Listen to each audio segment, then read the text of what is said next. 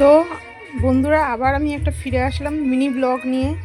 আজকে আমাদের দুপুরে মেনুটা দেখিয়ে দিই। আজকে টাইমটা একটু তোমাদেরকে একটু দেখাচ্ছি। 11টা 5, মানে 5 মিনিট ফাস্ট আছে, 11টা পুরো বাজে।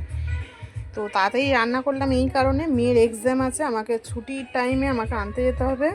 তো চলো বেশি না বক বক করে তোমাদেরকে আগে খাবারটা মেনুটা দেখিয়ে দিই।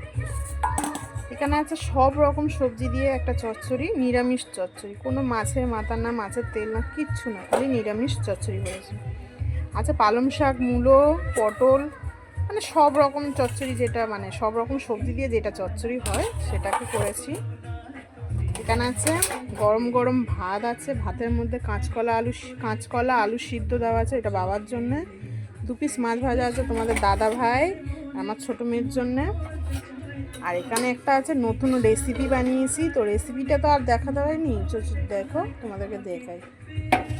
কালারটা কেমন এসছে বলো, কালারটা বাউ এসছে, বাউ। জানি না তোমাদের ভালো লাগবে কি না, নাও লাগতে পারে, কিন্তু আমার কাছে ওয়াও এসছে।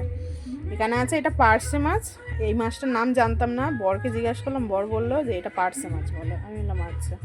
পার্শে মাছ দিয়ে সর্ষে বাটা করেছি, আর বড় মেয়ে তো পার্শে মাছ খায় না, ওর জন্যে 2 পিস 3 পিস রুই মাছ আনা আছে, দুবেলার ওর হয়ে যাবে। তো দেখো, কে কে এরকম সর্ষে বাটা ঝোল খাবে চলে আসো আমার বাড়িতে। আমার বাড়িতে আসতে হবে, নইলে আমি তোমাদেরকে খাওয়াবো কী করে সেটাও তো জানার বিষয় না। তো ভিডিওটা যদি ভালো লাগে আজকের অবশ্যই কমেন্ট বক্সে জানিও। তো টাটা, বাই বাই।